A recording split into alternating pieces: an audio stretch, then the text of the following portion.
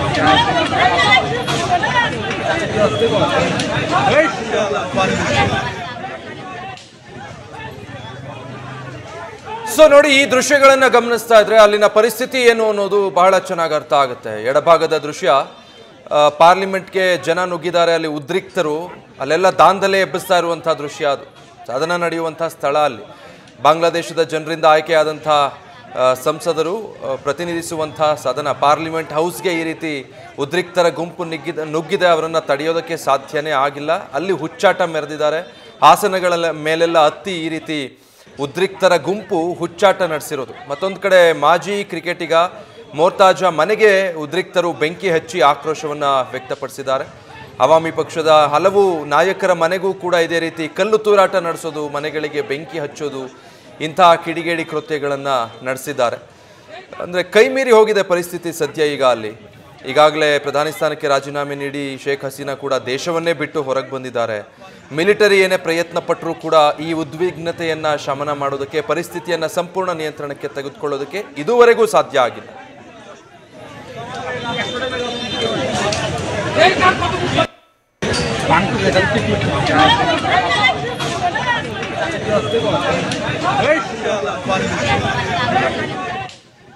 ಈ ಬಗ್ಗೆ ಡೀಟೇಲ್ಸ್ ಕೊಡ್ತಾರೆ ಜಗದೀಶ್, ಲೈವ್ನಲ್ಲಿ ಜಾಯ್ನ್ ಆಗ್ತಾ ಇದ್ದಾರೆ. ಜಗದೀಶ್, ಬಾಂಗ್ಲಾದೇಶದಲ್ಲಿ ಈಗ ಉದ್ವಿಗ್ನತೆ ಹಾಗೆ ಮುಂದುವರೆದಿದೆಯಾ? ಸದ್ಯ ಮಿಲಿಟರಿ ಅದನ್ನ ನಿಯಂತ್ರಿಸೋ ಪ್ರಯತ್ನ ಏನಾದರೂ ಮಾಡ್ತಾ ಇದೆಯಾ? ಆ ಚಿತ್ರಣದ ಬಗ್ಗೆ ಏನು ಅಪ್ಡೇಟ್ಸ್ ಗೊತ್ತಾಗ್ತಾ ಇದೆ? ವಿಜಯ್, ನಿನ್ನೆ ಬಹಳಷ್ಟು ದೊಡ್ಡ ಮಟ್ಟದಲ್ಲಿ ಏನು ಪ್ರತಿಭಟನೆ ಆಯಿತು. ಪ್ರತಿಭಟನೆಯಲ್ಲಿ ಬರೋಬ್ಬರಿ 4.5 ಲಕ್ಷಕ್ಕೂ ಹೆಚ್ಚು ಜನ ಪ್ರತಿಭಟನಾಕಾರರು, ವಿದ್ಯಾರ್ಥಿಗಳು ಆ ಒಂದು ಪ್ರತಿಭಟನೆಯಲ್ಲಿ ಭಾಗಿಯಾಗಿ ಶೇಖ್ ಹಸೀನಾ ಅವರ ಮನೆಗೂ ಸಹಿತ ನುಗ್ಗಿ ಸ್ವತಃ ಶೇಖ್ ಹಸೀನಾ ಅವರೇ ಅಂದರೆ ಬಾಂಗ್ಲಾದೇಶದ ಪ್ರಧಾನಿಯವರು ದೇಶವನ್ನು ತೊರೆಯಬೇಕಾದಂತಹ ಅನಿವಾರ್ಯದ ಪರಿಸ್ಥಿತಿ ನಿರ್ಮಾಣವಾಯಿತು. ತದನಂತರ ಮಿಲಿಟರಿ ಅವರು ಏನಂದ್ರೆ ಮಾಹಿತಿಯನ್ನು ಕೊಟ್ಟರು. ಶೇಖ್ ಹಸೀನಾ ಅವರು ಭಾರತಕ್ಕೆ ತೆರಳಿದ್ದಾರೆ, ಅಂದರೆ ವಿದೇಶಕ್ಕೆ ತೆರಳಿದ್ದಾರೆ, ಬಾಂಗ್ಲಾದಲ್ಲಿ ಇಲ್ಲ ಅವರು. ನಾವು ಮಿಲಿಟರಿ ಸರ್ಕಾರವನ್ನು ರಚನೆ ಮಾಡ್ತೀವಿ, ಇಲ್ಲಾಂದ್ರೆ ಮಧ್ಯಂತರ ಸರ್ಕಾರವನ್ನು ರಚನೆ ಮಾಡ್ತೀವಿ, ಯಾರು ಸಹಿತ ಏನಂದ್ರೆ ಉದ್ವಿಗ್ನರಾಗಬಾರ್ದು ಅನ್ನುವಂತಹ ವಿಚಾರವನ್ನ ಹೇಳಿದ್ರು. ಆದ್ರೆ ನಿನ್ನೆಯಿಂದ ನಡೆದಿರ್ತಕ್ಕಂತಹ ಘಟನೆಗಳನ್ನು ನೋಡ್ತಾ ಹೋದ್ರೆ ಮತ್ತೆ ಇವತ್ತು ನಡೀತಿರುವಂತಹ ಘಟನೆಗಳು ನೋಡ್ತಿದ್ದಾರೆ, ಪ್ರತಿ ಹಂತದಲ್ಲೂ ಸಹಿತ ಪ್ರತಿಭಟನೆಯ ಕಾವು ಕ್ಷಣ ಕ್ಷಣಕ್ಕೂ ಸಹಿತ ಏರಿಕೆ ಆಗ್ತಾ ಇದೆ. ವಿದ್ಯಾರ್ಥಿಗಳು ಅಲ್ಲಿ ಬಹಳಷ್ಟು ದೊಡ್ಡ ಮಟ್ಟದಲ್ಲಿ ಸೇರ್ಪಡೆ ಆಗಿರುವಂತಹ ಕಾರಣಕ್ಕಾಗಿ ಅವರು ಎಲ್ಲಾ ಕಡೆನೂ ಸಹಿತ ನುಗ್ತಾ ಇದ್ದಾರೆ. ಸ್ಪೆಷಲಿ ಅವರು ಟಾರ್ಗೆಟ್ ಅನ್ನ ಮಾಡ್ತಾ ಇರುವಂತದ್ದು ಅಲ್ಲಿರುವಂತಹ ಪಾರ್ಲಿಮೆಂಟ್ ಆಗಿರ್ಬೋದು ಅಥವಾ ಅವಾಮಿ ಪಕ್ಷದ ನಾಯಕರುಗಳ ಮನೆಗಳು ಏನಿದಾವಲ್ಲ ಆ ಮನೆಗಳ ಮೇಲೆ ನಿರಂತರವಾಗಿ ದಾಳಿಯನ್ನ ಮಾಡ್ತಾ ಇದ್ದಾರೆ, ಬೆಂಕಿ ಹಚ್ಚುವಂತಹ ಕೆಲಸವನ್ನ ಮಾಡ್ತಾ ಇದ್ದಾರೆ. ಮತ್ತೆ ಮಧ್ಯಂತರದ ಸರ್ಕಾರ ರಚನೆ ಮಾಡುವಂತಹ ಪ್ಲಾನ್ ಅನ್ನ ಏನು ಇಟ್ಕೊಂಡಿದೆ ಅಲ್ಲಿರುವಂತಹ ಮಿಲಿಟರಿ, ಆ ಒಂದು ಸಂದರ್ಭದಲ್ಲೂ ಸಹಿತ ಯಾವುದೇ ಕಾರಣಕ್ಕೂ ಸಹಿತ ಅವಾಮಿ ಲೀಗ್ನ ಸದಸ್ಯರುಗಳನ್ನ ಪರಿಗಣಿಸಬಾರದು, ಅವರನ್ನ ಹೊರಗಿಟ್ಟು ಸರ್ಕಾರವನ್ನ ರಚನೆ ಮಾಡಬೇಕು ಅನ್ನುವಂತಹ ಬೇಡಿಕೆಯನ್ನ ಇಟ್ಟಿದ್ದಾರೆ. ಅದಕ್ಕೆ ನ್ಯೂಸ್ ಫಸ್ಟ್ ನಿರ್ಭೀತಿಯಿಂದ ನಿಮ್ಮ ಪರವಾಗಿ.